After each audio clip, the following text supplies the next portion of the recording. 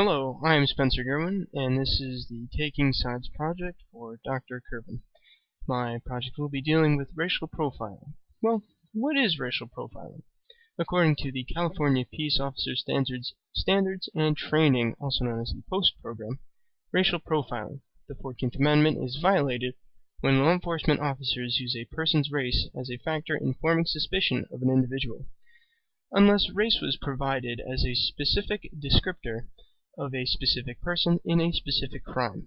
Well, what provokes racial profiling? It is caused by unfair racial prejudices and discriminatory acts from law enforcement officers who themselves are prejudicial towards other racial groups. This is an unacceptable action, and unfortunately is sometimes implemented by law enforcement agencies who feel the need to racially target someone.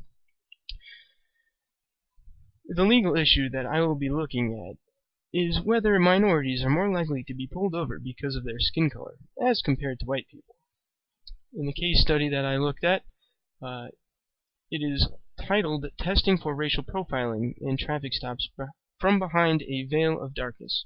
It focused on the Oakland police with regards to the citizens who have been pulled over during the day and also during the night. The study's purpose was to determine if the city's police force racially profiles the people they pull over. The study started when people complained about the unfair treatment of minorities, specifically black people, during traffic stops by the Oakland Police Department.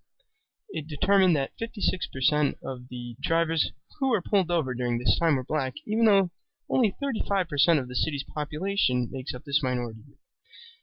The information gathered comprised solely of the roads within the city limits, excluding the highways because they are not under the jurisdiction of the Oakland Police.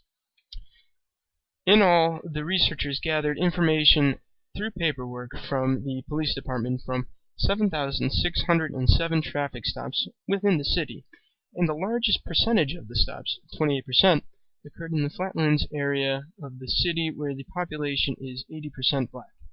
Also, this is Oakland's highest crime area. To test the research, the two researchers looked at the amount of traffic stops during the day and also during the night, but they also looked at the amount of stops during the twilight hours to determine if sight had anything to do with racial imbalance.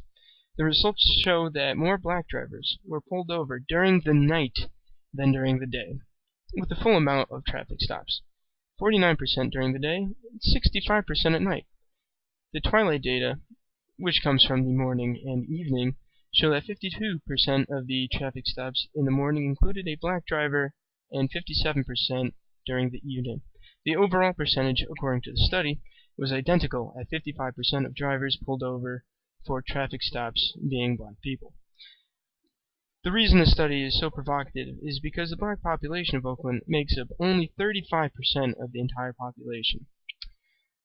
These actions by the police seem to be very one-sided, but it's nearly impossible for a police officer to pull a large number of minorities over during the evening and night because of their skin color. It's impossible to see. The data does not prove racial discrimination. In another article titled The Secret Ambition of Racial Profiling by Stephen Wu, he describes a statement by R. Richard Banks that discrimination directed is illegal if it does not comply with the state's purpose.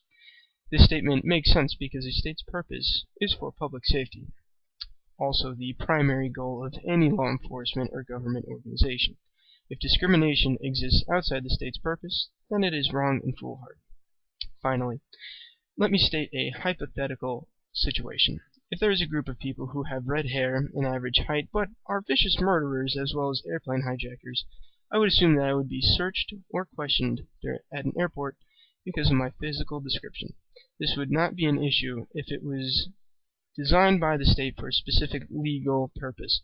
But if there is no problem with red-headed young men, and I was taken away to be searched even though there was no probable cause or reasonable suspicion, I would be irate with the action forced upon myself.